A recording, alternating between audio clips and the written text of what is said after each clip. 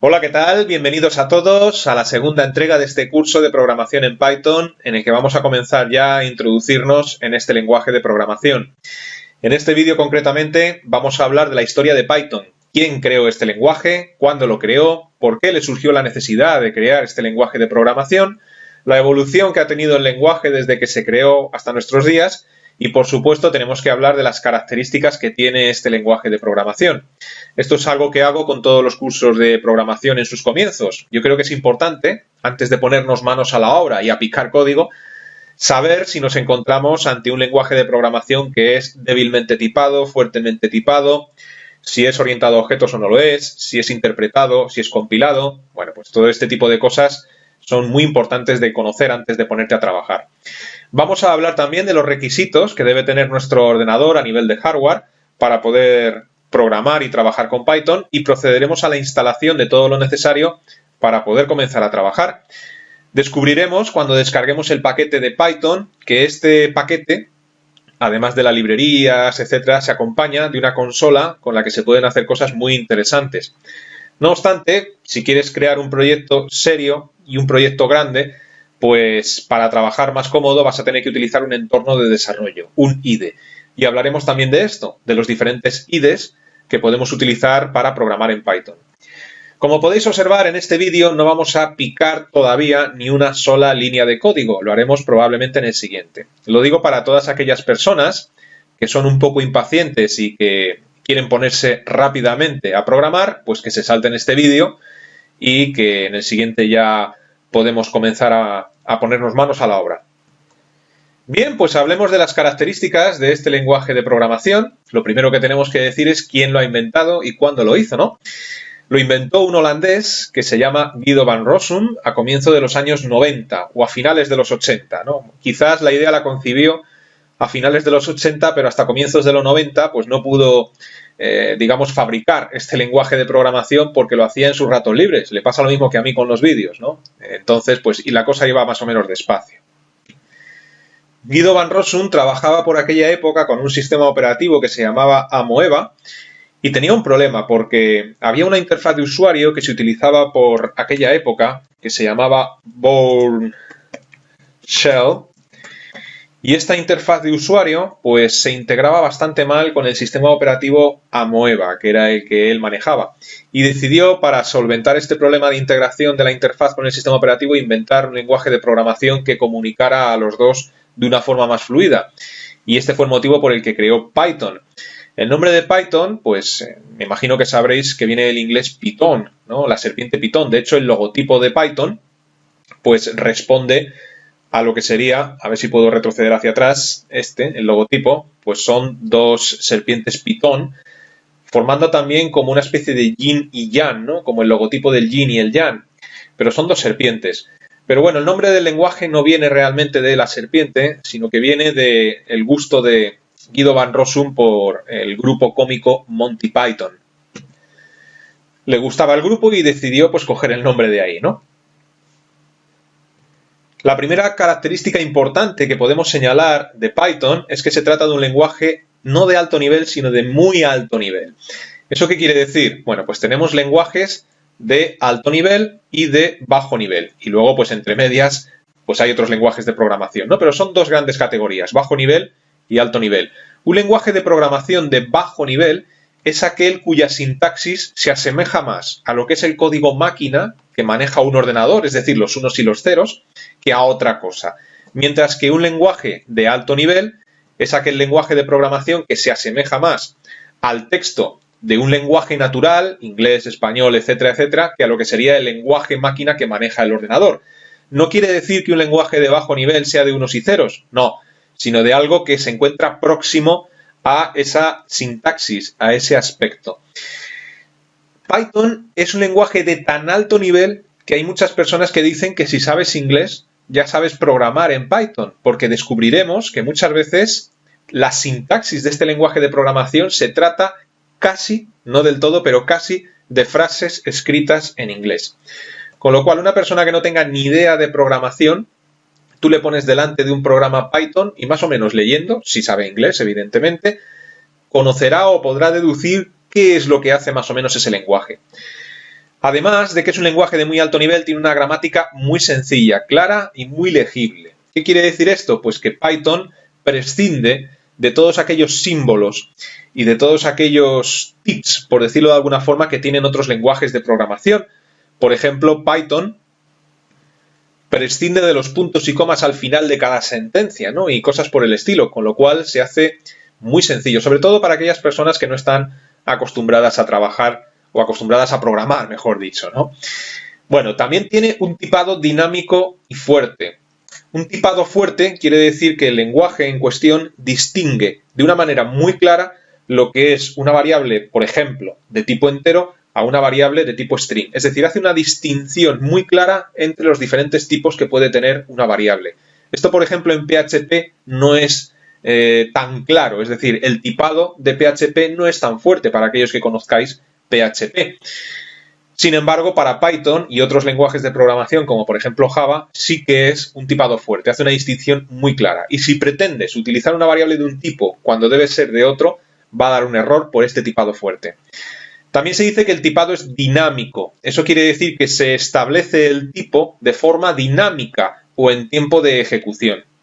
Para aquellos que tenéis conocimientos, por ejemplo, en Java o en C++, me imagino que sabréis que hay que declarar el tipo de la variable antes de ejecutar el programa. Eso en Python no es necesario. La distinción es que si hay que declarar la variable antes de ejecutar el programa es un tipado estático, mientras que si el lenguaje de programación establece el tipo durante la ejecución del programa es un tipado dinámico. También hay que señalar que este lenguaje es orientado a objetos. Aquellos que venís de otros lenguajes de programación que son orientados a objetos sabéis ya qué quiere decir esto. Pero aquellos que estéis comenzando este curso desde cero y no sepáis qué quiere decir esto de orientado a objetos, pues es algo que normalmente cuesta un poquito de entender, sobre todo para aquellas personas que vienen de lenguajes de programación que no son orientados a objetos. Bueno, hablaremos en este curso de qué significa el paradigma de la orientación a objetos en el mundo de la programación y bueno, pues tenemos que tratar todo lo que implica que un lenguaje sea orientado a objetos, como por ejemplo de qué es un constructor, qué es la sobrecarga de constructores. Python tiene herencia múltiple, es decir, una clase puede heredar de varias clases a la vez. Y luego pues tenemos que hablar también de términos como encapsulación, interfaces, polimorfismo y muchas otras cosas relacionado con el tema de orientado a objetos. Python es open source. Yo creo que todos sabemos lo que significa que sea open source o código abierto y si no lo sabéis pues lo buscáis en Google y enseguida vais a obtener la respuesta, ¿no? Y os lo van a explicar de forma clara. ¿Es fácil de aprender? Bueno, pues esto es una característica que deriva de todo lo que hemos explicado anteriormente. Si tiene una gramática sencilla, si es muy legible, porque quien sabe inglés sabe leer un programa en Python, si prescinde de elementos engorrosos de otros lenguajes de programación, pues eso conlleva que es fácil de aprender. La curva de aprendizaje de Python es bastante más llana que otros lenguajes de programación.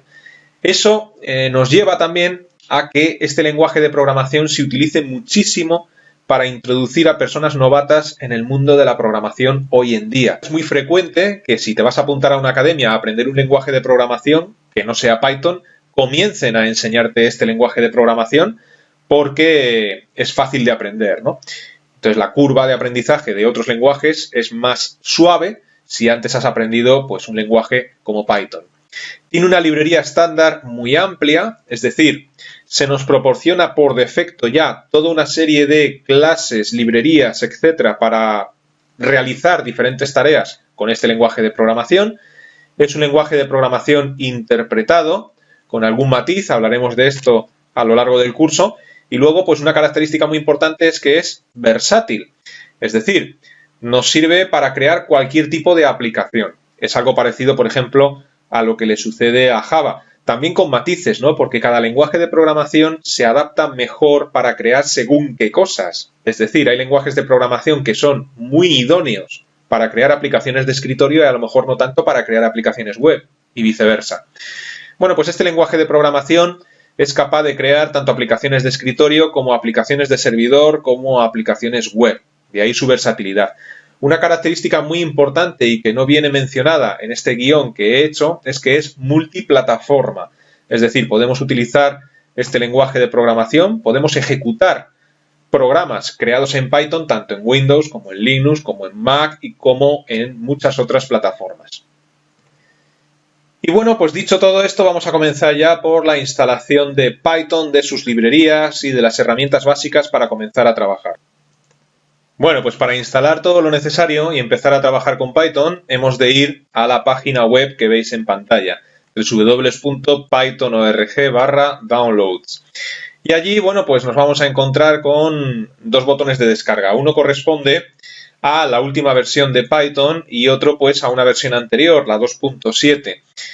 Entonces, bueno, yo voy a empezar a trabajar con la 3.6, que es la última en el momento de grabar este vídeo. Y cuando comienzo un curso de programación y me descargo algún software, siempre surgen las mismas preguntas, ¿no? Y es, ¿qué hago yo ahora que no encuentro esta versión? Bueno, pues instálate la última, no hay ningún problema. Me imagino que si estás viendo este vídeo varios meses después de que lo he grabado yo, pues no será la 3.6, será la 3.8, la 3.9, la 4.0. Bueno, pues instálate esa versión, no creo que ocurra nada. Y si te surge algún problema, que esto también es muy común, decirme, oye, me he empezado a instalar el software y resulta que me sale este mensaje de error. Pues yo ahí poco puedo ayudar porque no conozco tu ordenador. ¿Quién sabe lo que tienes instalado que causa conflicto con Python? O vaya usted a saber, ¿no? Los requerimientos mínimos que se necesita para poder trabajar con Python y que yo he leído por ahí es un mínimo de 2 GB de RAM y un espacio en disco al menos de 10 GB. Y no he visto ninguna especificación más al respecto, ni de procesadores, ni nada por el estilo. Si tenéis como mínimo estas dos cosas, pues se supone que podéis empezar a trabajar con Python. El instalador de Python, cuando está en ejecución, si al equipo le falta alguna librería, lo que hace es intentar descargarla él directamente. Lo digo porque es probable que el proceso de instalación que voy a mostrar yo en pantalla sea algo diferente al vuestro, porque os falte alguna librería o me falte a mí. Entonces, pues a lo mejor se puede alargar el proceso de instalación. Aquellos que no estéis trabajando como yo bajo Windows y vayáis a trabajar bajo Linux, Mac, etc., bueno, pues aquí tenéis los links correspondientes para encontrar el instalador de otros sistemas operativos. Bueno, pues voy a pulsar en descargar Python 3.6.0 y comienza el proceso de instalación. Comienza el proceso de descarga, mejor dicho. Una vez que ha terminado de descargar el paquete, pues ejecutamos y lo único que hay que hacer es seguir el asistente. Importante, en el primer paso de la instalación, decirle que agregue Python a el path, ¿no? Esto sirve para que podamos encontrar o podamos trabajar con Python desde la consola independientemente del lugar donde nos encontremos, independientemente del directorio donde nos encontremos en ese momento. Bueno, pues activamos la opción de agregar Python al path y pulsamos donde dice Install Now. Bien, pues ya ha concluido el proceso de instalación, hemos llegado a la pantalla final de este proceso. Y sale un mensaje diciendo desactivar el límite de longitud del path que trae Windows por defecto, que es de 260 caracteres. Entonces debería de ser suficiente con este límite que nos marca Windows de 260 caracteres para trabajar con un path, por ejemplo, desde una ventana de Shell. Pero bueno, si queréis desactivar el Path Length Limit, pues pulsáis en esa opción y ya está, ¿no? Y podemos cerrar la ventana. Una vez que hemos hecho esto, pues junto con todos los programas que tengáis instalados en vuestro ordenador, debería de haberse instalado pues todo este paquete de Python y bueno, pues ahora cuando lo encuentre veremos un poquito qué es lo que trae, ¿no? Aquí está. Lo más importante, además de las librerías, es que trae un idle, que llama él, que es el entorno de desarrollo que trae el Python por defecto. Si lo abrís, descubriréis que no es ni más ni menos que una ventana de Shell, una especie de consola, para comenzar a trabajar. En cuanto a los entornos de desarrollo que podemos utilizar para trabajar con Python, pues son muchos y muy numerosos, ¿no? Podemos destacar, por ejemplo, Eclipse. Se puede trabajar con Eclipse y Python. Podemos destacar también, por ejemplo, Notepad++. Y bueno, pues yo en este curso voy a utilizar Sublime Text 3 para trabajar con Python. Pero bueno, podéis utilizar el entorno de desarrollo que queráis y que más se adecue, se adapte a vuestras características. Todos los que acabo de escribir, estos tres, son gratuitos. Los hay también de pago y también hay muchos otros gratuitos que son igual de buenos, ¿no? Y bueno, pues dicho esto, vamos a dejar el vídeo en el punto en el que nos encontramos y ya en el próximo comenzaremos a programar, nos meteremos en harina como se suele decir. Así que os digo lo de siempre. Os invito a que permanezcáis atentos a la próxima entrega. Hasta entonces, que os vaya bien.